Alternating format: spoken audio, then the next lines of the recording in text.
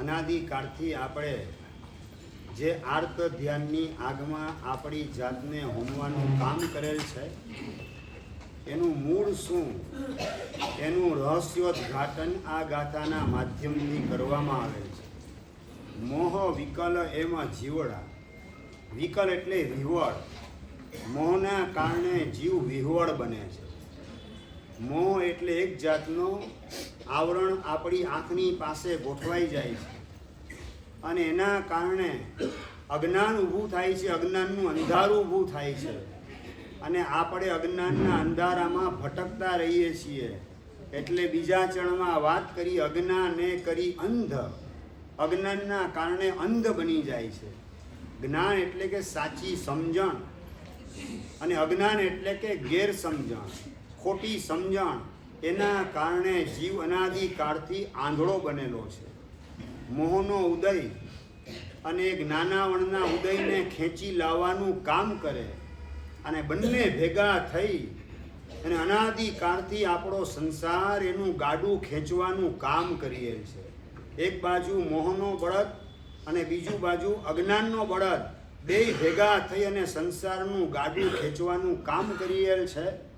અને એના વશ બનેલ એટલે કે મોહના ગાડાની અંદર આરૂઢ થનારો માણસ મોહવશ, મમતાવશ બધાને પોતાના ગણે છે. મારા મારા એટલે આ બધા મારા છે, મારા સગાવાલા છે, મારી દુકાન છે, મારું ઘર છે, મારો પરિવાર છે, મારા પૈસા છે, મારી પ્રેસ્ટીજ, મારી ગુડવિલ, મારી ઇમેજ, બધામાં મમત્વપણાનો ભાવ, મારાપણાનો ભાવ, માલિકીપણાનો ભાવ ઊભો થાય છે. એનું મૂળભૂત કારણ અંદરમાં ગોઠવાયેલ મોહ છે. મોહની અંદર પણ દર્શન મોહ, જેનું બીજું નામ મિથ્યાત્વ મોહનીય કર્મ છે. એ મિથ્યાત્વ મોહનીય કર્મના ઉદયની અંદર જીવ ભળી જાય છે અને એના જ કારણે અજ્ઞાનનું અંધારું ચારે બાજુ છવાઈ જાય છે. આ બ્લેકઆઉટ અનાદિકાળનું છવાયેલું છે આપણા આત્મ ઘરની અંદર અને આપણી અંગત દુનિયાની અંદર. એ અનાદિકાળના અંધારાની અંદર મોહના ઉદયથી આથડાતા કૂટાતા આપણે કેવા બનેલા છે તો કે કરે ક્લેશનો ધંધ. ક્લેશ અને સંક્લેશ એનો જ ધંધો અનાદિકાળથી આપણે કરેલ છે. ક્યાંય પણ ગયા એટલે હું અને મારું આ ક્લેશનો પરિણામ ઊભો થયા વિના રહીને. કોઈ પણ જગ્યાએ ગયા મને શું મળશે, કોઈ પણ બિઝનેસ કરવાનો આવે આમાં મને કેટલું મળે, બસ આ મને કેટલું મળે એ વધુ પડતું મેળવવાની લાય, લોભ નામનો કષાય, જેને હરિભદ્ર સુરીશ્વરજી મહારાજ સાહેબ યોગ શતક ગ્રંથની અંદર ક્લેશ તરીકે ઓળખાવાનું કામ કરેલા છે. યોગ શતકની અંદર 3 પ્રકારના ક્લેશ બતાવેલા છે. ક્લેશના 3 સ્વરૂપ બતાવેલા છે. પહેલા નંબરમાં ક્લેશ એટલે કે રાગ, બીજા નંબરમાં દ્વેષ અને ત્રીજા નંબરની અંદર મોહ. આ 3 પ્રકારના ક્લેશ એનો ધંધો આપણે અનાદિકાળથી કરેલ છે. કોકના પ્રત્યે અણગમો ઊભો થાય, ક્રોધ ઊભો થાય, તિરસ્કારનો ભાવ ઊભો થાય, એને હજુ ઉમેશભાઈ આપણે હજી એને ક્લેશ તરીકે ને સંક્લેશ તરીકે માનવા તૈયાર છીએ.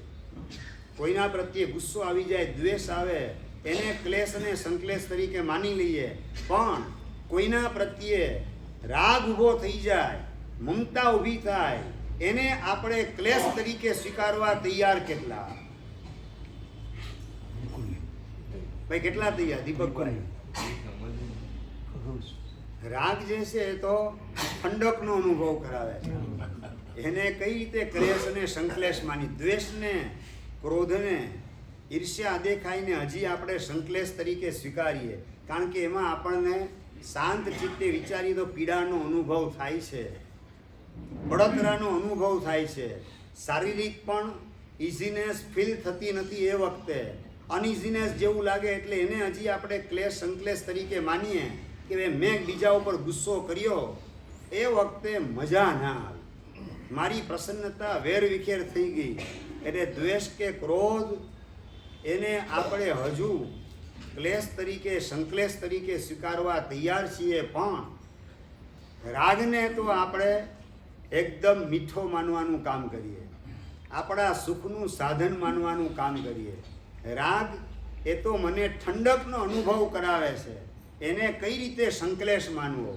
અને એના કરતાં પણ મોહ એના માટે ક્વાઇટ ઇમ્પોસિબલ છે કે આપણે સંક્લેશ તરીકે એનો સ્વીકાર કરી શકીએ. મોહ એટલે કે જેની અંદર મદિરા પીધેલી હોય અને રાત અને દિવસનો ભેદ ન સમજાય, પત્ની અને મા વચ્ચેનો ભેદ ન સમજાય, ગટરના કિનારે પડેલો હોય, એને પોતાનું ભાન ન હોય, એ મોહની મદિરાના નશો પીધે નશો ચડેલો હોય, એ જીવની પણ આવી જ દશા છે.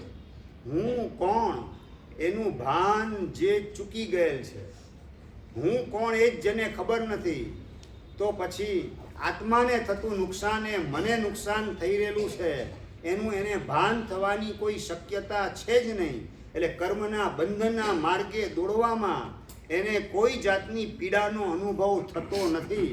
એટલે મોહને પણ ક્લેશ તરીકે સંક્લેશ તરીકે ઓળખવો બહુ અઘરો અને કપરો છે.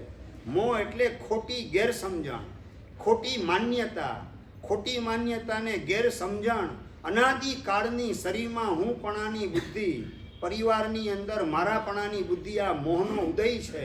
એને આપણે સંક્લેશ તરીકે હજુ સુધી સમજી શકેલ નથી, માટે જ આ સંસાર ચાલુ છે. રાગ અને દ્વેષ એ તો મોહના દીકરા છે. ઉપમિતિ ભવ પ્રપંચા કથાની અંદર મહામોહ એને રાજા તરીકે દેખાડેલ છે, અને રાગ કેસરી અને દ્વેષ ગજેન્દ્ર એના બે દીકરા દેખાડેલા છે.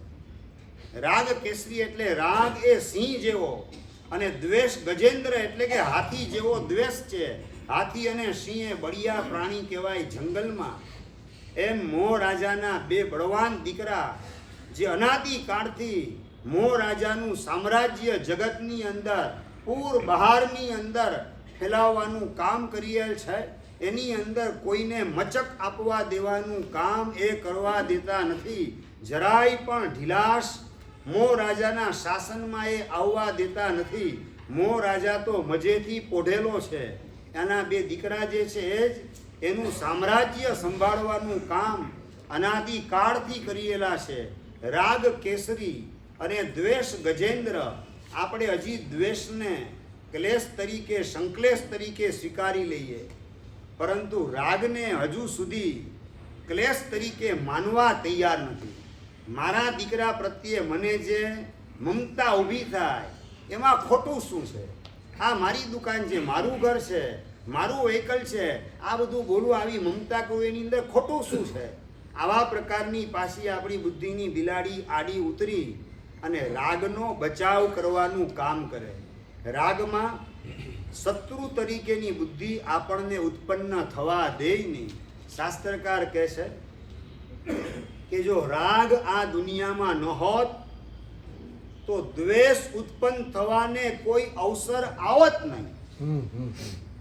તમારું સ્કૂટર કોઈ ઉપાડી ગયું, તમારા કોઈ ચપ્પલ ઉપાડી ગયું, એના પ્રત્યે તમને દ્વેષ આવે છે, એનું મૂળ શું છે? એ ચપ્પલ પ્રત્યેનો જો રાગ ન હોત, સ્કૂટર પ્રત્યેની મમતા ન હોત, તો એ ચોરી જનાર વ્યક્તિ પ્રત્યે દ્વેષ ઊભો થવાની બિલકુલ શક્યતા ન હોત. એટલે દ્વેષનું પણ મૂળ હોય તો એ રાગ છે. આ કોઝ અને ઇફેક્ટ એનો પ્રિન્સિપલ બરાબર મનની અંદર સેટ કરી લેવામાં આવે. દ્વેષ છે ને ઇફેક્ટ છે, અને એના કોઝ તરીકે, કારણ તરીકે શાસ્ત્રકાર રાગને દેખાડે છે. મને શરદી થાય એની તકલીફ છે, પણ હું આઈસ્ક્રીમ ખાઉં એની મને તકલીફ બિલકુલ લાગતી નથી. તો શરદી મળશે કઈ રીતે ડાયાભાઈ?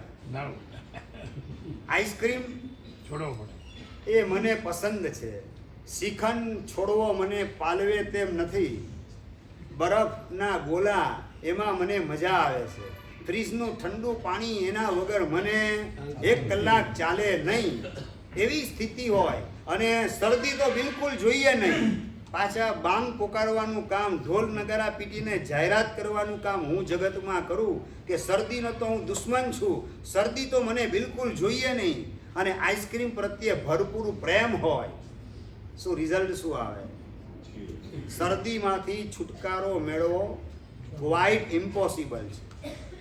એ વાત આપણને હજુ સમજાય છે, પરંતુ આ રાગ અને દ્વેષની વાત આવીને ઊભી રહે કે દ્વેષ ઊભો થાય છે શરદી જેવો મને ગમતો નથી, પરંતુ એનું મૂળ આઈસ્ક્રીમના સ્થાનમાં ગોઠવાયેલ રાગ છે.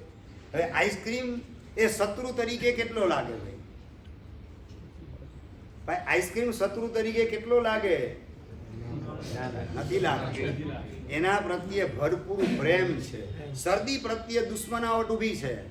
શરદીને દુશ્મન તરીકે સ્વીકારવા તૈયાર, અને શરદીનો પ્રકોપ થાય ને તાવ આવે એને પણ દુશ્મન તરીકે સ્વીકારવા તૈયાર, અને તાવ ક્લાઇમેક્સ ઉપર પહોંચે, શરદી પણ ક્લાઇમેક્સ ઉપર પહોંચે, અને હું ન્યુમોનિયાનો શિકાર બની જાઉં તો ન્યુમોનિયા પ્રત્યે દુશ્મનાવટ બાંધવા હું તૈયાર છું. દુશ્મન તરીકે શરદી, તાવ, ન્યુમોનિયા બધાને સમજવા, સ્વીકારવા અને એવું બિહેવિયર એના પ્રત્યે કરવા તૈયાર, પણ એના મૂળભૂત કારણ તરીકે ગોઠવાયેલ આઈસ્ક્રીમને, શ્રીખંડને, બરફના ગોલા અને ફ્રીજનું પાણી, આ બધામાં દુશ્મન તરીકેની બુદ્ધિ કેટલી ઉત્પન્ન થાય? એના પ્રત્યે દોસ્તી છે. જો શ્રીખંડ પ્રત્યે દોસ્તી છોડવા તૈયાર નહીં હોઈએ તો શરદી, તાવ, ખાંસી, ઉધરસ કે આ ન્યુમોનિયા એ બધાને સ્વીકારવા માટે તૈયાર રહેવું પડશે. એમ જો રાગ સાથેનો છેડો ફાળવા માટે આપણે તૈયાર નથી તો એના રિફ્લેક્શન તરીકે દ્વેષ ઊભો થાય, દુર્ગતિ ઊભી થાય, દુઃખની પરંપરાનું નિર્માણ થાય, દુર્ભાગ્યનો ઉદય થાય, દરિદ્રતાનો આપણે ભોગ બનવું પડે. આ બધાના સ્વીકારવા માટે આપણે તૈયાર રહેવું જ પડશે. એટલે આ મૂળ કોઝ અને ઇફેક્ટ જેની પસંદ નથી એવા કોઝને છોડ્યા સિવાય બીજો વિકલ્પ નથી. ક્રોધની આગમાંથી મારે બચવું છે તો રાગ જે છે એને છોડવા સિવાય બીજો કોઈ વિકલ્પ નથી. માટે દ્વેષને પેદા કરનાર હોવાથી પણ રાગ ખતરનાક છે. પહેલા એક વાત કરેલી હતી કે રાગ ખતરનાક કઈ રીતે? આ પ્રશ્નનો એક જવાબ આપેલો છે, યાદ છે ચિરાગભાઈ? ભાઈ રાગ ખતરનાક કઈ રીતે? તમારી બધી બદામ ખાધેલી ક્યાં જાય છે સમજાતું નથી. કેટલી બદામ 2 કિલો ને 3 કિલો અત્યાર સુધી ખાધેલી હશે બદામ. એ બધી બદામ બધી મોટા ભાગે સંસારના હિસાબ કિતાબ યાદ રાખવામાં ખર્ચાઈ જાય છે. આત્મકલ્યાણની વાત યાદ રાખવા માટેની આપણી પાસે તત્પરતા કેટલી છે? રાગ ખતરનાક એટલા માટે છે કે રાગ પોતાના વર્તુળમાં 1, 2 કે 3 ને પ્રવેશ આપી બાકી તમામે તમામ અનંતા જીવની બાદ બાકી કરે છે. માટે રાગ ખતરનાક છે. આ વાત યાદ આવી ગઈ બરાબર? પહેલા આ વાત યાદ કરેલી હતી. આજે બીજા એંગલથી વાત કરવામાં આવે છે કે રાગ ખતરનાક એટલા માટે કે રાગ એ જ દ્વેષને ઊભો કરે છે. રાગ એ જ ઈર્ષા દેખાઈનો પરિણામ ઊભો કરે છે. રાગ એ જ ગમો અને અણગમો પેદા કરે છે. રાગ જ આગળ વધીને બીજા પ્રત્યે ધિક્કારને, તિરસ્કારનો એસિડ છાંટવા સુધીની પ્રવૃત્તિ કરાવે છે. એક ચીજનો રાગ એમાં ડિસ્ટર્બ કરનાર વ્યક્તિ પ્રત્યે ધિક્કારને, તિરસ્કારનો એસિડ છાંટવા માટે મને મજબૂર કરે છે. માટે રાગ ખતરનાક છે. રાગમાંથી જ દ્વેષ ઊભો થાય ને દ્વેષમાંથી દુર્ગતિ વગેરેની પરંપરા ઊભી થાય. મૂલમ નાસ્તિ કુતો શાખા. સંસ્કૃતની અંદર આ એક કહેવત છે કે મૂળિયું જો તમે બાળી નાખ્યું તો ઝાડ ઉત્પન્ન થવાની, ડાળી ડાખડા ફેલાવાની કે એના ઝેરી ફળ ખાવાની કોઈ શક્યતા તમારા માટે રહેશે નહીં. રાગ જે છે મૂળિયાના સ્થાનમાં એને આપણે બાળવાનું કામ કરીએ તો પછી આ સંસારનું ઝેરી વૃક્ષ આપણને દજાડવાનું કામ, બાળવાનું કામ, વિશ્વાસઘાતની વેદના સહન કરવાનું કામ આપણને કરાવી શકશે નહીં. આપણે રાગનું મૂળિયું એને બાળવા માટેનો પ્રયાસ કરવાનો છે. રાગ આવે એટલે એની સાથે જ દ્વેષ ઊભો થાય ને રાગ ને દ્વેષ બે ભેગા થાય. અજ્ઞાનનું અંધારું છવાતા વાર લાગે નહીં. અને અનાદિકાળની જે રખડપટ્ટી, જે યાતના ભોગવવાનું કાર્ય કરેલા છીએ એ વિરામ પામે, એનો ક્યારેક અંત આવે એવી ભાવના આપણે ગમે એટલી ધરાવતા હોઈએ પણ એમાં સફળતા મળે એવી કોઈ શક્યતા રહેલી નથી. એટલે અજ્ઞાને કરી અંધ આપણે આ રાગને સંકલેશ તરીકે સમજી રાગ ઊભો થયો માટે જ દીકરાની વિદાય થાય અને શોકના સાગરની અંદર માતા પિતા ડૂબી જતા હોય છે. રાગ એ જ શોકને ઉત્પન્ન કરાવે છે. દીકરા પ્રત્યે જો એવો તીવ્ર રાગ ન હોત તો ગઈકાલે જે વાત કરી હતી, ચીનુભાઈ શેઠ મહેમાનને વડાવીને આવ્યો, એવી સહજતાથી ધર્મની પ્રવૃત્તિમાં પોતાની જાતને જોડવાની અંદર ખોવાઈ જાય. આજે દીકરાનો વારો આવ્યો, આવતીકાલે મારો પણ વારો આવવાનો છે. વારા પછી આવશે વારો, આજે તારો ને કાલે મારો. આ વારા પછી વારો આવવાનો નિશ્ચિત છે. મારો આ વારો આવે એ પહેલાં મારે મારા આત્માનું કલ્યાણ કરી લેવું છે. આવા પ્રકારની અંદર જાગૃતિ લાવી તો જ શકાય કે જો રાગને આપણે કંટ્રોલમાં રાખેલ હોય. અને હજુ શાસ્ત્રકાર કહે છે દ્વેષ કરતા રાગ ખતરનાક ને રાગ કરતા પણ મોહ એ વધારે ખતરનાક છે. દ્વેષ એ માની લો કે ઝાડનું થડ છે, સંસારરૂપી વૃક્ષ, એનું થડ તો કે દ્વેષ, એનું મૂળ તરીકે રાગ. તો એ મૂળ જેમાંથી ઉત્પન્ન થાય છે બીજ હોય એનું નામ મોહ છે. મોહ એ બીજના સ્થાનમાં છે.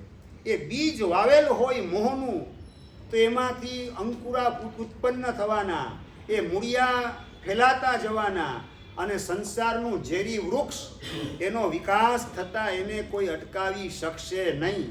હજુ સમજી રાખો, આંબો તમે વાવેલો હોય અને પાણી નાખવું પડે, ખાતર નાખવું પડે, આખલા કે બકરા ઘેટા વગેરેને ચરી ન જાય માટે તમારે કાંટાની વાળ વગેરે હેન્સ બાંધવી પડે. પરંતુ નંબર 2, તમે બાવળીઓ વાવેલો હોય, એને પાણી કેટલું પાવો, ખાતર કેટલું નાખવાનું. દુકાળની અંદર આંબો સુકાઈ જાય એવા સમાચાર તમને મળે. દુકાળની અંદર બાવળીઓ સુકાઈ ગયો, ગાંડા બાવળનું જંગલ સુકાઈ ગયું, એ તમે ક્યાંય સાંભળ્યું કે નથી સાંભળ્યું? નહીં. એ બાવળ અંદર પાતાળમાં ઉતરીને પોતાના મૂળિયાને લંબાવીને પોતાની વ્યવસ્થા કરી લેવાનું છે. આ મોહ રાજાએ બાવળનું આખું વૃક્ષ છે. સંસાર એટલે બાવળનું વૃક્ષ અને બાવળનું બીજ એટલે કે મોહ છે. અને એમાંથી જ આખું આ ગાંડા બાવળનું જંગલ એટલે કે 84 લાખ યોની એનું જંગલ ઉત્પન્ન થયેલું છે. એને તમે દુકાળ હોય તો પણ લીલુંછમ, દુકાળ સમજી ગયા ને? 5મો વારો ને 6ઠ્ઠો વારો એટલે ધર્મની અપેક્ષાએ દુકાળ કહેવાય, અધ્યાત્મની અપેક્ષાએ દુકાળ લાગુ પડી ગયેલો કહેવાય. પણ એવા કાળમાં પણ ગાંડા બાવળનું જંગલ લીલુંછમ હોય છે. આંબા, ચીકુ અને સફરજન એના બધા ઝાડ કરમાઈ જાય, એ બળી જાય, સુકાઈ જાય. એમ સદગુણના વૃક્ષો એ 5મા ને 6ઠ્ઠા આરામાં સુકાઈ જાય જો પાણીનું સિંચન ન કરવામાં આવે તો. પાણી એટલે કે જીનવાણીનું સિંચન ન થાય તો એ આંબા, ચીકુ, સફરજન વગેરેના વૃક્ષોને સુકાતા વાર લાગે નહીં. આપણા સદગુણના વૃક્ષને ટકાવવા માટે જીનવાણી રૂપી પાણી એનું સિંચન 5મા આરાની અંદર અનિવાર્ય છે. 6ઠ્ઠા આરામાં તો જીનવાણીનું પાણી એનો પણ દુકાળ વર્તતો હશે, એ પાણી પણ દુર્લભ હશે. એવી સ્થિતિ હજુ ઊભી થઈ નથી. એ પરમાત્માની આપણા ઉપર કૃપા છે, આપણું એ સૌભાગ્ય છે. તો આ સૌભાગ્યનો લાભ જેટલો લેવાય એટલો મારે લેવો છે, એવો સંકલ્પ કરવાનો છે. ખરેખર તમને સૌને લાખ નહીં કરોડ ધન્યવાદ આપવા પડે. છેલ્લા 1-1.5 મહિનાથી રોડનું કામકાજ ચાલુ હોવાના કારણે આવવા જવામાં તમને સૌને તકલીફ પડે, છતાં પણ એ તકલીફને પણ નજરઅંદાજ કરી, એની સામે આંખ નીચામણા કરી હોંશે તમે જીનવાણી શ્રવણ માટે સવારના પોરમાં 7:15નો ટાઈમ હોય ને 7:45 ગોઠવાઈ જાઓ. બપોરના સમયે 3:30 થી 4:30 યોગ બિંદુની વાચના, એની અંદર પણ હોંશે હોંશે તમે લોકો બધા આવો છો. ખરેખર તમારી જિજ્ઞાસા અને જીન વાણી શ્રવણ માટેની તમારી રુચિ, જીન વચન પ્રત્યેની તમારી શ્રદ્ધા ખરેખર કાબિલે દાદ છે. ધન્યવાદ આપ્યા વિના રહી ન શકાય એવી કક્ષાએ જીનવાણી શ્રવણની રુચિ તમે સૌએ આત્મસાત કરેલી છે. આવી સાંકડી જગ્યામાં પણ સાંકડે મુકડે સમાઈને ડિસિપ્લિન પૂર્વક જીનવાણી તમે જે સાંભળી રહેલા છો, ખરેખર તમારા પ્રત્યે મારા અંતરમાં અહોભાવને આદર ભાવનો ઉછાળો લાવે એવું વાતાવરણ તમે મને દેખાડી રહેલા છો. ખૂબ ખૂબ જીનવાણી શ્રવણ રુચિની અંતરથી અનુમોદના કરું છું. બસ આ જીનવાણી શ્રવણ, જીનવાણીનું પાણી આ 5મા આરામાં આપણા આત્મા ઉપર જેટલું વરસે, આપણી આત્મભૂમિને ફળદ્રુપ કરવાનું કામ કરે અને જીનવાણીના બીજ એનું વાવેતર જે થતું જાય એને એના માધ્યમથી મારે સદ્ગુણના વૃક્ષ, સદાચારના વૃક્ષ, સાધનાના વિશાળ વટ વૃક્ષ એનું નિર્માણ કરવું છે અને મોક્ષના મીઠા ફળ વહેલી તકે મારે ચાખવા છે. મોક્ષનું ફળ ચાખવા ન મળે ત્યાં સુધી વચગાળાની અંદર સમ્યક દર્શનના ચારિત્રના મીઠા મધુરા ફળ મારે ચાખવા છે. અને કદાચ પુરુષાર્થ થોડો ઓછો પડે, સમ્યક ચારિત્રનું ફળ ચાખવા ન પણ મળે તો પણ આંખ મીચાયા પછીની દુનિયામાં સદગતિની પરંપરા, શાસનની પ્રાપ્તિ, સદગુરુનો સમાગમ, આ બધા મીઠા ફળ મને ચાખવા મળે.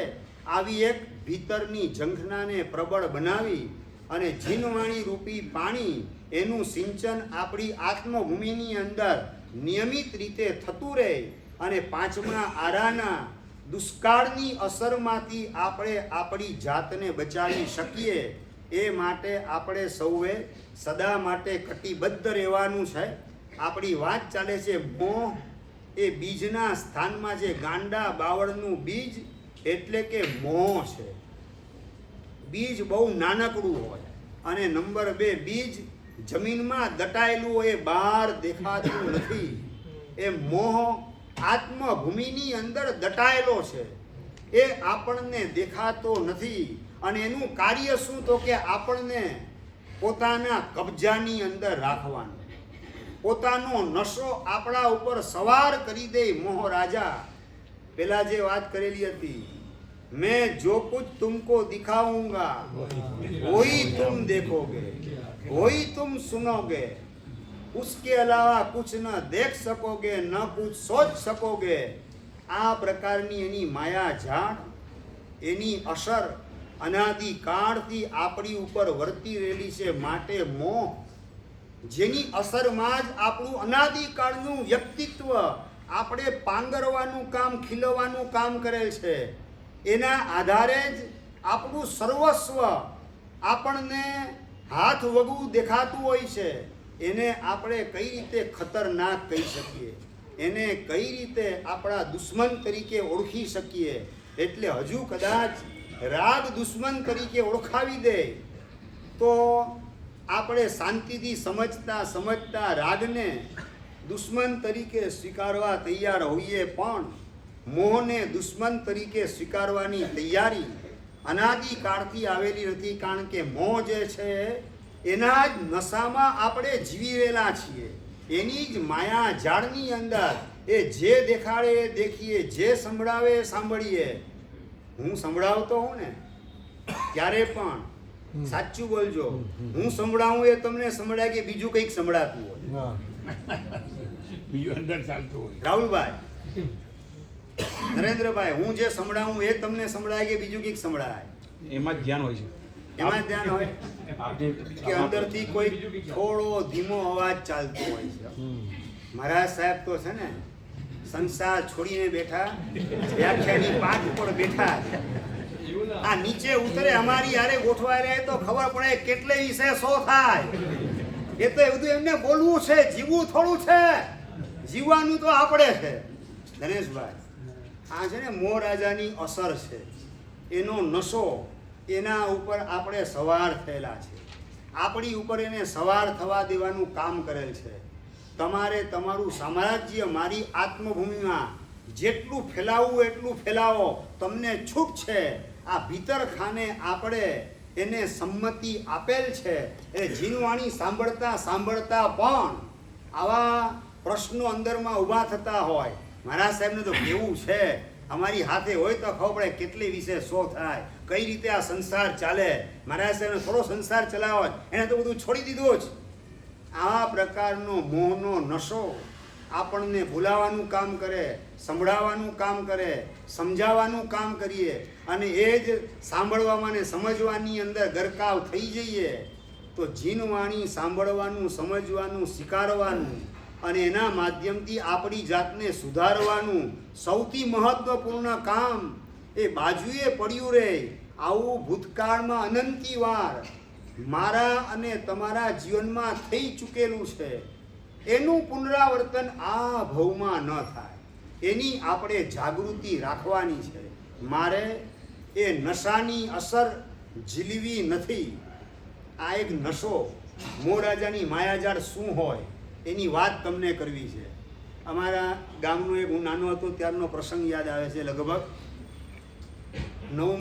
8મા કે 9મા ધોરણમાં ભણતો હતો અને એ વખતે ચુડાસમા નામનો જાદુગર આવેલો હતો અને મારો સંસારી મિત્ર મનોજ નામનો એ બસ સ્ટેન્ડ પાસે આખો ટેન્ટ નાખેલો હતો અને ત્યાં રાતના 8 થી 11 સુધી એ જાદુનો શો ચાલતો હોય અને મારો મિત્ર સંસારી પણ મને વાત કરે કે આ ચુડાસમા લોકોને ઉલ્લુ બનાવવાનું કામ કરે છે. બીજું કઈ રીતે, આ તો મોટો જાદુગર છે, કઈ રીતે ઉલ્લુ બનાવે?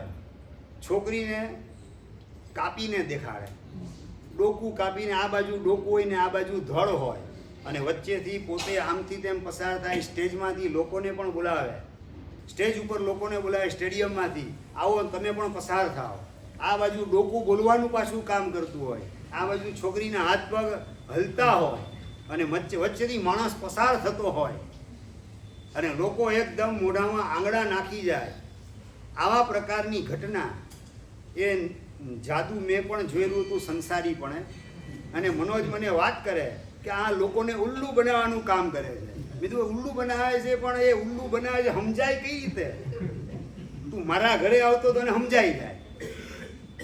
હું ચમકી ગયો, તારા ઘરે આવું એટલે સમજાય કઈ રીતે? તું મારા ઘરે આવજે એટલે બધી તને ખબર પડી જશે.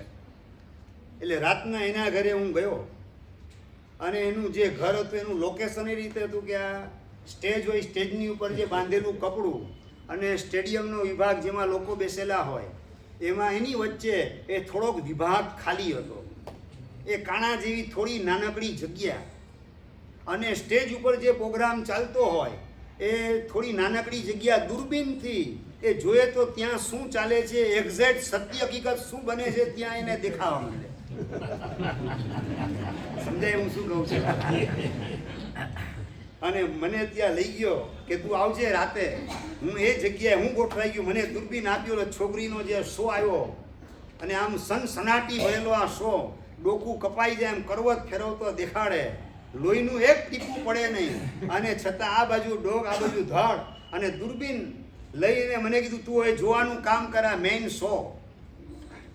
જેવું તો એકના બદલે 2 છોકરી હતી, એક છોકરી આ બાજુ બીજી છોકરી આ બાજુ ને માણસો વચ્ચેથી અવર જવર કરે. ચુડાસમા નામનો જાદુગર અવર જવર કરે અને લોકો માને કે આ એક જ છોકરી છે, હકીકતમાં 2 અલગ અલગ છોકરી અને વચ્ચેથી માણસ પસાર થાય, જાદુગર પસાર થાય. હવે આ ઉલ્લુ બનાવવા સિવાય બીજું કામ શું દીપકભાઈ? આ મોહ રાજા પણ છે ને, આ ખબર કેમ પડી, ખ્યાલ આવ્યો? એને જે પોતાની માયાજાળ નજરબંધી રાખેલી હતી ને, એ પોતાનો જે ટેન્ટ હતો એના પૂરતી સીમિત કરેલી હતી. એ નજરબંધીનું જે ક્ષેત્ર એની બહાર નીકળી ગયા પછી દૂરબીનનો ઉપયોગ કરવામાં આવે તો હકીકત સત્ય કઈ છે એ ખ્યાલમાં આવ્યા વિના રહે નહીં. પણ નજરબંધીની અંદર ગોઠવાયેલા હો ત્યાં સુધી તો એ તમને જે દેખાડે એ જ દેખાય. આ મારો દીકરો, આ મારી દીકરી. હા, બહાર જવા માટે શું કરે? હું એ જ કહું છું, સાંભળો, I am coming to that point. કે આ મારો દીકરો, મારી દીકરી, મારું ઘર, મારી દુકાન, આ છે ને મોહ રાજાની નજરબંધી એના ક્ષેત્રની અંદર તમે ગોઠવાયેલા છો. એટલે આ મારાપણાનો ભાવ, મમતાનો ભાવ મારા સુખનું સાધન છે, આ પ્રાણ પ્યારી દીકરી છે મારી, આવો ભાવ બાપને દીકરી પ્રત્યે હૈયાની અંદર જાગૃત થાય. આ બધી મોહ રાજાની નજરબંધી એમાંથી બહાર આવવા માટે ભગવાન એક જ માર્ગ દેખાડે છે. રજોહણનો શિકાર કરી લો, નજરબંધીની અસર 1% તમને થઈ શકશે નહીં. એના ક્ષેત્રમાં જ્યાં સુધી તમે રહેલા છો ત્યાં સુધી તો એ જ નજરબંધી એ જે દેખાડશે એ જ દેખાશે. મોહ રાજા આ જ કામ કરે છે. હકીકત આપણને જો ખ્યાલમાં આવી જાય કે હું જેને મારો દીકરો ને મારી દીકરી, મારા મા બાપ માનું છું, શાસ્ત્રકાર કે ભૂતકાળમાં એવા તો અનંતા તારા વ્યવહારથી કહેવાતા મા બાપ, ભાઈ બહેન, કાકા કાકી, માસા માસી, અનંતાને તું છોડીને આવેલ છે. અને જેને છોડેલા છે અત્યારે તારી આસપાસમાં બધા દેખાય છે, લાખો અને કરોડો લોકો. એ જે કોઈ દેખાય છે બજારમાં, ઘરમાં, ઓફિસમાં, ગામમાં, બહારગામમાં, દેશમાં, પરદેશમાં, એકો એક તારા જ ભૂતકાળના સ્વજનો છે. એમાં મારાપણાની બુદ્ધિ તારી ક્યાં ખતમ થઈ ગઈ? તારા જ ભૂતકાળના માતા પિતાને બાથરૂમમાં ફુવારાને નીચે સ્નાન કરતા કરતા એની તું અસંખ્ય માતા પિતા અપકાય સ્વરૂપે રહેલા એની કતલ કરવામાં ગોઠવાય છે. એમાં મારાપણાની બુદ્ધિ કેમ ખતમ કરી નાખી? ચા ઠંડી આવી અને ફરીથી ચા ગરમ કરવાની, ગેસનું બર્નર ચાલુ કરવાનું અસંખ્ય તેવકાઈની અવસ્થામાં ગોઠવાયેલા આપણા ભૂતકાળના માતા પિતા વગેરેને કતલ કરવામાં, એને હળગાવાની અંદર જરાય છોચ કે અફસોસ આવતો નથી. તો આ મારા માતા પિતા એ બુદ્ધિ ક્યાં ગઈ? એ આપણા જ ભૂતકાળના માતા પિતા જેની કતલ વર્તમાન ભવની અંદર આપણે કરેલા છીએ. સંયમ જીવનનો શિકાર કરવાના માધ્યમથી એ તમામે તમામ ભૂતકાળના માતા પિતા વગેરે સ્વજનો એના પ્રત્યેનું અભયદાન અને અભયદાન આપવા પ્રત્યે સાચા અર્થમાં એના પ્રત્યેની લાગણી વ્યક્ત કરવાનો મોકો માનવ ભવની અંદર સંયમ જીવનના માધ્યમથી શક્ય છે. એ સારામાં સારો મળેલો ચાન્સ, ગોલ્ડન ચાન્સ એને છોડી અને સંસારી અવસ્થામાં રહીને એ જ ભૂતકાળના માતા પિતા વગેરેની કતલમાં તું ક્યાં ગોઠવાઈ જાય છે? એટલે મારાપણાની બુદ્ધિ કરવી હોય તો ભૂતકાળના અનંતા તમામે તમામ માતા પિતા, ભાઈ બહેન વગેરે એની અંદર મારાપણાની બુદ્ધિ કર. ઓટોમેટિક તું અત્યારે જે ચારને સાચવવાનું કામ કરે છે એના બદલે સૌને સાચવવાના કામમાં ગોઠવાઈ જઈશ. તો એ તારો રાગ બધા પ્રત્યે સ્પ્રેડ થતા થતા ઝેરી અસર પોતાની ગુમાવી બેસશે. રાગ ઝેરી હોવા છતાં હવે ઝેરની અસર તને બિલકુલ નહીં થાય. તીર્થંકર ભગવાન આ જ કામ કરે છે. સર્વ જીવો પ્રત્યે મમત્વ ભાવ લંબાવે છે. એટલે રાગની મારકતા ખલાસ થઈ ગઈ. અને નંબર 2, જો સૌ પ્રત્યે લંબાવી શકતો નથી મમતાને, રાગને, તો વર્તમાનમાં જેના પ્રત્યે રાગ છે એની ઓરિજિનાલિટી ઓળખવાનું તું કામ કર. તો ઓટોમેટિક અંદરનો રાગ સમાપ્ત થયા વિના રહેશે નહીં. પેલા શેઠની વાત તો દયાભાઈ તમે સાંભળેલી હશે. શીરોને ભજીયા બનાવ, ઓર્ડર આપ્યો શેઠાણીને, અને સોફા સેટ ઉપર બેઠા અને શીરાના સપના જોતા જોતા એટેક આવી ગયો. ત્યાંને ત્યાં ઉપડી ગયા શેઠ. શેઠાણી રસોડામાંથી બહાર આવે, ચાલો જમવાનો ટાઈમ થઈ ગયો. પણ આવે એ બીજા, જવાબ આપે એ બીજા. શેઠાણી બહાર આવ્યા, જીવ ઢંઢોળ્યા, કોલેપ્સ થઈ ગયું હતું, હાર્ટ ફેલ, પંખી ઉડી ગયું હતું, પાંજરું પડેલું હતું. અને થયું કે હા શેઠ તો ગયા, પણ ઓલો ગરમા ગરમ મગની દાળનો શીરો ને ભજીયા ચાલે એ ખાવાના રહી જશે. જો બધાને સમાચાર પહોંચાડીશ તો નરેન્દ્રભાઈ, કોઈને ફોન કરવાના બદલે સીધા રસોડામાં જઈ શીરો ને ભજીયા એને ન્યાય આપવાનું કામ. આ સંસારની ઓરિજિનાલિટી કઈ છે? એટલે તમને મળેલા શ્રાવિકા માતા બહેનો એ બધાને કોઈને મારે હલકા ચિતરવા નથી, પણ સંસારનું કયું આંતરિક સ્વરૂપ છે એ બરાબર વિવેક ચક્ષુ આપણા ખુલી જાય તો નજરબંધીને આ ક્ષેત્રની બહાર આપણે નીકળી જઈએ. શાસ્ત્રના પાને જે દ્રષ્ટાંત બતાવેલા છે એના ઉપર આપણે ફોકસ કેન્દ્રિત કરીએ. તો પણ મોહની નજરબંધી એમાંથી આપણી જાતને આપણે બહાર કાઢી શકીએ. જે ભાઈ વિના 1 મિનિટ ન રહી શકે એ જ ભાઈ ઉપર ચક્ર રત્ન ફેંકવાનું કામ ભરત કરવા માંડે, બાહુબલીને ઉડાડવા તૈયાર થઈ જાય. આ સંસાર છે, ક્લેશનો ધંધો છે. અનાદિકાળથી આ ક્લેશનો ધંધો આપણે ચલાવી રહેલા છીએ. બસ એ ધંધો બંધ કરવા માટે વર્તમાનમાં જે સંબંધ જગતમાં જીવી રહેલા છો એના પ્રત્યે દ્વેષ કે દુર્ભાવ ઊભો થવા દીધા વિના શાસ્ત્રના પાને સંસારની અસલિયત કઈ છે, એનું વાસ્તવિક સ્વરૂપ કયું છે એ સમજી અને એવા સ્વરૂપનો અનુભવ મને નથી થતો. એ due to grace of the God, માત્ર પરમાત્માની કૃપા છે. માટે આ સંસારના અંતરના દાવાનળના સ્વરૂપનો મને અનુભવ થતો નથી. બહાર શાંતિથી હું બેસેલો છું, પોઢવાનું, આરામ કરવાનું, જલસા કરવાનું કામ કરેલો છું. તમારા લોકોની જે વાસ્તવિકતા છે ને એ કેવા પ્રકારની છે એ વર્તમાનના દ્રષ્ટાંતથી તમને સમજાવવું હોય તો કહી શકાય કે રૂરકેલા શહેરની અંદર પોતાની દુકાન અને ઘર બાંધી અને રહેવાનું ને ધંધો કરવાનું, પોતાનો સંસાર ચલાવવાનું કામ કરનારા લોકો, એ સ્થિતિમાં તમે સૌ ગોઠવાયેલા છો. રૂરકેલા ખ્યાલ આવે ને ધરેશભાઈ? જો કદાચ ગયા હોય રૂરકેલા બિહારની અંદર, હા, એમની પણ હજી વાસ્તવિકતા સુધી ખ્યાલ નથી લાગતો. જમીનની અંદર લાવા સળગી રહેલો છે, કોલસાની ભઠ્ઠી જમીનની અંદર 24 કલાક હજારો વર્ષોથી સળગી રહેલ છે અને એની ઉપર દુકાન, ઘર અને નગર આખું રૂરકેલા શહેર વસેલું છે. અને ગામથી થોડે દૂર જાઓ અને મોટા બાકોડા હોય ત્યાંથી તમને દેખાય કે નીચે ભડ ભઠ્ઠી સળગી રહેલી છે.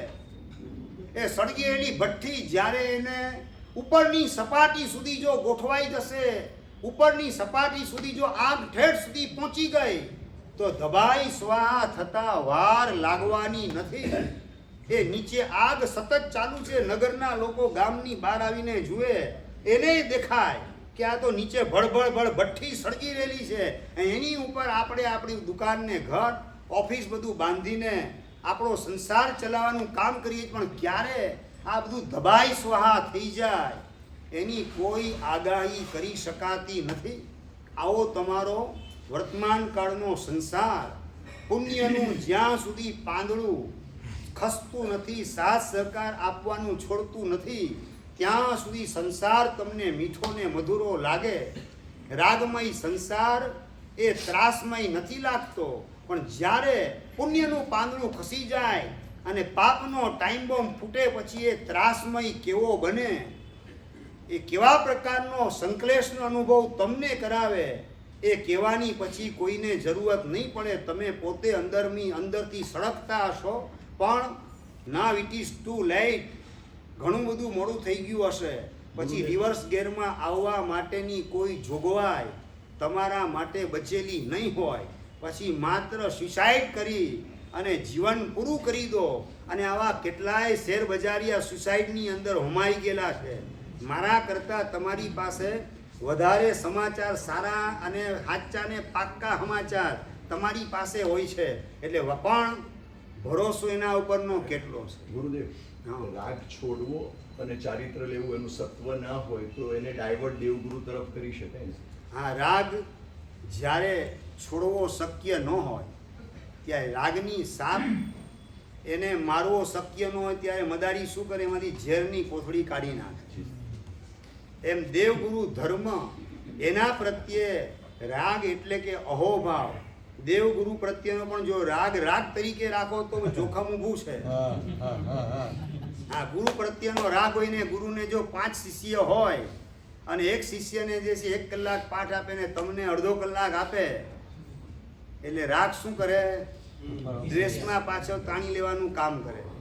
નંબર 2, ગુરુ એક શિષ્યની યારે અડધો કલાક વાત કરે, તમારી યારે માત્ર 2 મિનિટમાં ટૂંકેથી પતાવી દે. એટલે ગુરુ તમને શું લાગે? પાર્શિયાલિટી કરનારા લાગે. ચિરાગભાઈ, આ બધું આપણે આપણી જાતને ગોઠવી અને પૂછવાનું છે, તપાસવાનું છે. કે ભાઈ ગુરુ પ્રત્યેનો પણ રાગ જે છે જો રાગ તરીકે જ હશે અને ગુણાનુરાગમાં કન્વર્ટ નહીં થયેલો હોય, કૃતજ્ઞતામાં કન્વર્ટ નહીં થયેલો હોય, એના ગુણ પ્રત્યે અહોભાવ આદર ભાવ એ રૂપે કન્વર્ટ કરેલ નહીં હોય, બહુમાન ભાવમાં એને તમે રૂપાંતરિત કરેલ નહીં હોય, તો એ રાગની આગ તમને ભરખી જવાનું કામ સંયમ જીવનમાં પ્રવેશ કરો તો પણ કરાવે તો નવાય નહીં. એટલે રાગ જે છે એને આપણે અહોભાવ આદર ભાવ બહુમાન ભાવ સમર્પણ ભાવ શરણાગતિનો ભાવ આજ્ઞા પાલનનો પરિણામ એની અંદર કન્વર્ટ કરવાનું કામ કરીએ તો રાગની અંદરથી ઝેર હતું મારક તત્વ એ નીકળી ગયું અને હવે રાગ એ પ્રશસ્ત રાગ આ રીતે કન્વર્ટ થયેલો તમને મોક્ષ માર્ગે આગળ વધારવાની અંદર સહાય કરે. ગઈકાલે જે વાત કરેલી હતી ને પૂનમચંદ પ્રકાશચંદ પૂનમિયા એના શ્રાવિકા દીકરા પ્રત્યેનો રાગ નહીં હોય, રાગ તો હતો જ દર્શન ઉપર, પણ એ રાગને પોતે કઈ રીતે તો કે શાસનની થાપણ છે, સદગુરુને સોંપવી છે, એની ઉંમર થાય એટલે સંયમના માર્ગે મોકલી દેવો છે, આવી સતત ઝંખના એટલે રાગને ડાયવર્ટ કરવાનું કામ એણે કરેલું હતું. આ ગઈકાલે એક ભાગશાળી પ્રવચન પછી પ્રશ્ન પૂછવા માટે આવેલા હતા કે સાહેબ પછી એલા દર્શનનું શું થયું?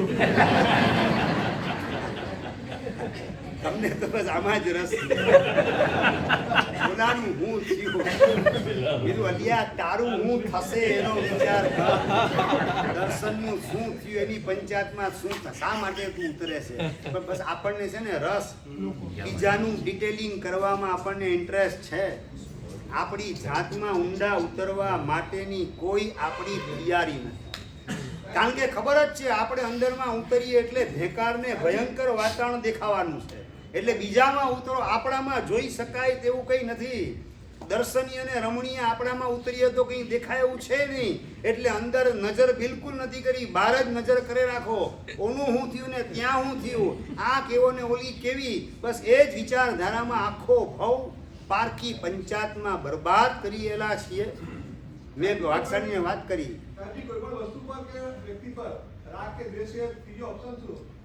રાગ કે દ્વેષ સિવાય એનું મંગલ થાવ, એનું કલ્યાણ થાવ, વહેલી તકે પરમાત્મા પદને પ્રાપ્ત કરો, વહેલી તકે વિતરાગ સ્વરૂપ એનું પ્રગટ થાવ. આ મંગલ મૈત્રી ભાવ રાગના સ્થાનમાં ભગવાન દેખાડે છે. દ્વેષના સ્થાનની અંદર જેના પ્રત્યે દ્વેષ થાય છે એવા પાપી જીવો પ્રત્યે કરુણા ભાવના અને મધ્યસ્થ ભાવના પરમાત્મા આપણને દેખાડે છે. એકદમ તંદુરસ્ત ઓલ્ટરનેટ આપણને ભગવાને આપેલ છે, જો આપણે સ્વીકારવો હોય તો. મંગલ મૈત્રી ભાવ રાગના ઓલ્ટરનેટ તરીકે સર્વનું મંગલ થાવ, સર્વનું કલ્યાણ થાવ, જેના પ્રત્યે રાગ છે એના આત્માનું હિત થાવ, એનું ઉત્થાન થાવ, એવા વિચારની અંદર આપણે જોડાઈએ તો વેકેશન પડે તો દીકરાને સદગુરુ પાસે મોકલવાના ભાવ જાગે. પેલા વાત કરેલી હતી ને, રાયચંદભાઈ પોતાના ત્રણેય દીકરાને મોકલતા, એમાંથી પૂજ્યપાદ આચાર્ય ભગવાન પદ્મ સુંદર સુરીશ્વરજી મહારાજની ભેટ જીન શાસનને મળી. એટલે આ રાગને મંગલ મૈત્રી ભાવ અને પ્રમોદ ભાવ એની અંદર કન્વર્ટ કરી દેવાનો. પોતાના સંતાન અને સ્વજનોની અંદર જે કોઈ ગુણો દેખાય એનો પ્રમોદ ભાવ, એના પ્રત્યેનો આદરનો ભાવ, એના ગુણો વધુ ડેવલપ થાય અને ગયા ભવની અધૂરી સાધના મારા ઘરે આવીને આ સંતાન વહેલી તકે પરિપૂર્ણ કરે, એના માટેનું તંદુરસ્ત એન્વાયરમેન્ટ મારે પૂરું પાડવું છે. આઈ એમ ડ્યુટી બાઉન્ડ. આ પ્રમોદ ભાવના આપણને આવું આપણું કર્તવ્ય સુજાડે તો રાગ મંગલ મૈત્રી ભાવને પ્રમોદ ભાવમાં કન્વર્ટ થઈ આપણને પણ તારવામાં સહાય કરે અને બીજાને પણ સ્વજનોને પણ તારવાના માર્ગે ગોઠવવાનું કામ કરે. હું તમને સાવ સાદી વાત કહું, લોખંડનો ટુકડો આપ્યો હોય ને તમને 10 કિલો વજનનું, પાણીમાં નાખો શું થાય કમલેશભાઈ? દબાઈ સ્વાહા. અશોકભાઈ 10 કિલોનું વજનની હોય, પાણીમાં મૂકો એટલે ડૂબી જાય. પણ મારે કહ્યું એને તરાવવું હોય તો, એને તરાવવું હોય તો બીજું કંઈ ઘાલવાનું નહીં. તમને છે ને બીજું ઘાલવામાં જ રસ છે. એમાં શું પરિવર્તન કરવું એની વાત આપણે વિચારવાની, બીજું કંઈ ઘાલવાની અંદર તો અનાદિકાળથી અટવાયેલા છીએ. એમાં શું પરિવર્તન તો એ તમે ટીપવાનું કામ કરો. અને પતરું બની જાય અને પતરામાંથી ધીમે ધીમે તરાપામાંથી નાનકડી નાવડી એના ફોર્મમાં ગોઠવી દો અને પછી પાણીમાં મૂકવાનું કામ કરો તો એ જ તરવા માંડે. સમજાય છે? આ રાગ જે છે એને રાગ એટલે 10 કિલોનું વજનિયું છે. સમજાયું બરાબર? એ ડૂબી જ જાય. પણ નંબર 2 એને મૈત્રી ભાવ અને પ્રમોદ ભાવ ટીપી અને મૈત્રી ભાવ અને પ્રમોદ ભાવ એનું પતરું તરાપોને નાવડીના શેપમાં ગોઠવી દો અને સંસાર સાગરની અંદર એને ગોઠવવામાં આવે તો પણ એ તરતા સામે મુક્તિના મિનારે પહોંચી જાય, મુક્તિના કિનારે ગોઠવાઈ જાય. એને કોઈ નડતરું બની શકે નહીં, પણ એના માટે એને ટીપાવવું પડે. રાગને આપણે ટીપવો પડે. રાગ રૂપે પરિણમેલ આપણી જાત એને મંગલ મૈત્રી ભાવ અને પ્રમોદ ભાવથી ટીપવાનો સમ્યક પુરુષાર્થ પ્રભુની આજ્ઞા મુજબ આપણે કરવો પડે. અને આવો પુરુષાર્થ કરવા જે ગયા એ પોતાનું પણ આત્મકલ્યાણ સામા જીવનું પણ આત્મકલ્યાણ કરવાની અંદર ગોઠવાઈ ગયા. રાગ જ્યાં સુધી એ 10 કિલોના વજન્યના ફોર્મમાં હતો ત્યાં સુધી ભરત જેવા ભરત ચરમ શરીરીએ પણ સુંદરી દીક્ષાની વાત કરે. શટાપ ચોક, તું સાઈડમાં બેસી જા, તારે દીક્ષા નથી લેવાની. બ્રાહ્મીને લેવી હોય તો ભલે રે, તું ચૂપચાપ બેઠી રહે. આ 10 કિલોનું વજન્યુના ફોર્મમાં ગોઠવાયેલા. અને નંબર 2 60,000 વર્ષ સુધી 6 ખંડને જીતવાનો પરિશ્રમ કરી અને વિજય યાત્રા પૂરી કરીને પાછા ભરત મહારાજા પધારે અને સુંદરીને જોઈ તો સાવ શુકલકડી શરીર.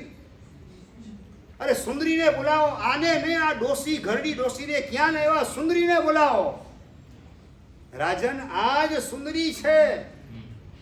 અરે આ ક્યાં? ઓલી તો કેવી યુવાન હતી, રૂપનો અંબાર હતી, તો ઘરડી ડોસી કોલસા છાપ શરીર થઈ ગયેલું છે. રાજન આ જ સુંદરી છે. અને ધારીને જોઈને સુંદરી બોલે છે, અવાજ ઉપરથી પારખે છે, આ સુંદરીની આ દશા. રાજન આપ ગયા પછી એણે આંબેલ સિવાય બીજો કોઈ તપ કરેલ નથી. અરે પણ તમને દોઢ ડાયા કરવાની કોણે વાત કરી? તમને કોણે દોઢ ડાયા બનાવી? હુકામ આંબેલ કરવા દીધા? એણે સંકલ્પ કરેલો હતો જ્યાં સુધી દીક્ષા ન મળે ત્યાં સુધી આંબેલ. પણ આંબેલની રસોઈ તમારે કરવાની જરૂરત નથી ને. રાજન આપની ભાવના અમને ખ્યાલમાં હતી.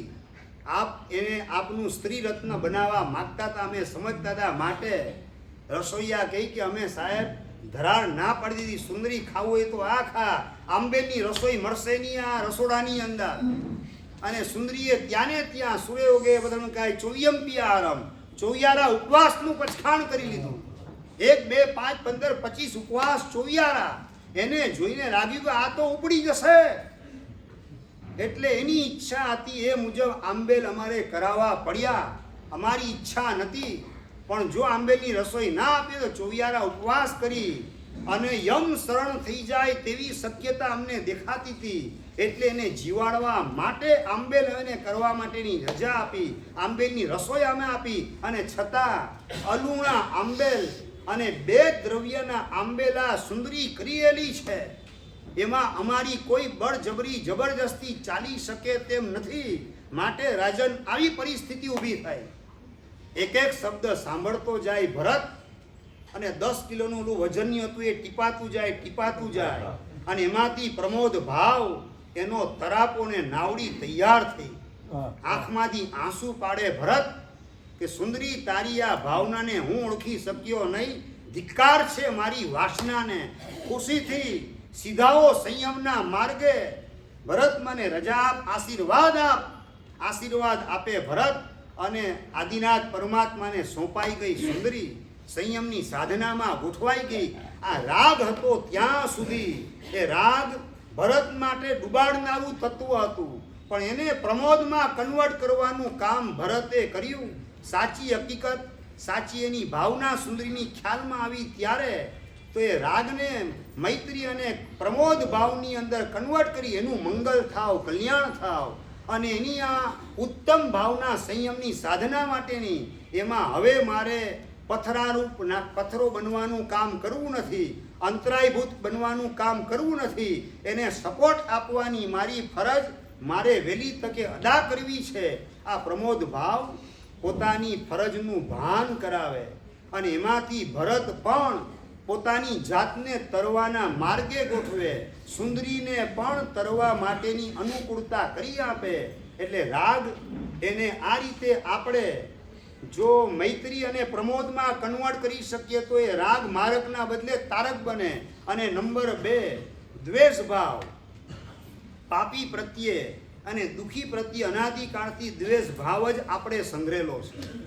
કોઈ તમારા ઘરે આવે, 25,000ની આવશ્યકતા છે, ફાટેલા તૂટેલા કપડાં હોય, મદદ માટે આવેલો હોય, એના પેલા ચિથરે હાલ દેદારેના દર્શને અશોકભાઈ સૌથી પહેલો અંદર પડઘો કયો હોય? અણગમાનો, દ્વેષનો. એટલે દુઃખી પ્રત્યે અનાદિકાળનો દ્વેષ અંદર આપણે કેળવેલો છે. ભગવાન કહે છે કે દુઃખી પ્રત્યેનો દ્વેષ એને કરુણાની અંદર તું કન્વર્ટ કરતો જા. કરુણામાં કન્વર્ટ કરેનો મતલબ કે તારે ભૂલે ચૂકે પણ એના પ્રત્યે દ્વેષ કરવાના બદલે આ મારો જ ભૂતકાળ હતો, ભૂતકાળમાં આવી સ્થિતિમાં જ હું મુકાયેલો હતો, આવી સ્થિતિ ફરીથી મારી નિર્માણ ન પામે માટે એનો હાથ ઝાલવાનું કામ કરું, શક્તિ મુજબ મદદ કરવાનું કામ કરું. 25,000ની જરૂરત છે, મારી અનુકૂળતા નથી, શક્તિ નથી કે ભાવના નથી, લાવ કમસે કમ 5,000ની તો મદદ કરું. આ રીતે એના પ્રત્યેની કરુણા, હમદર્દીની ભાવના ઊભી કરીએ, અંદરનો દ્વેષ સમાપ્ત થઈ જાય. અને નંબર 2, એ દ્વેષ ભાવ કદાચ સામેની વ્યક્તિ પાપી હોય, આપણને નડવાનું કામ કરે, હેરાન કરવાનું કામ કરે, સુધરેવી શક્યતા ન હોય, આપણા દુઃખમાં નિમિત્ત બનનાર હોય, ત્યારે એના પ્રત્યે ભગવાન કહે છે ઉપેક્ષા ભાવ, માધ્યસ્થ્ય ભાવ એને તું ધારણ કર. સંપૂર્ણ મૌન ભાવ, મનસા વાચા કર્મણા, મન વચન કાયાથી એના પણ સંપૂર્ણપણે મૌન ધારણ કરી લે. અને પૂર્વમાં જે કી એની સાથે દુર્વ્યવહાર કરેલો છે, ભૂલ કરેલી છે, પહેલાની તારી ભૂલ, એની માફી માંગવાનું કામ કર, ક્ષમાપના કર. અને 12માં માધ્યસ્થ્ય ભાવ એને ધારણ કર. ઉદાસીન બની જા, એના માટે ટીકા ટિપ્પણ કરવાનું, એના માટે 4 માણસ પાસે બોલવાની કુટે એ બધી તું છોડવાનું કામ કર. કોઈ પણ કોમેન્ટ મારે એના પ્રત્યે કરવી નથી, મધ્યસ્થ રહેવું છે.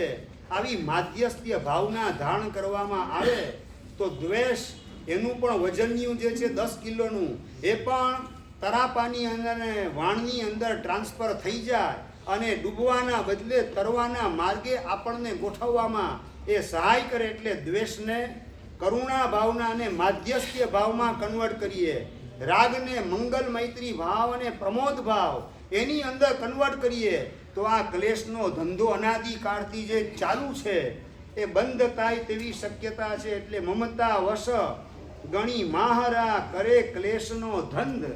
મમતા વશ એને પોતાના ગણીને ક્લેશનો ધંધો અને એના પ્રત્યેનો રાગ, એને નડનાર પ્રત્યે પણ દ્વેષ ભાવ ઊભો કરે, દ્વેષ ભાવ ઊભો કરાવે.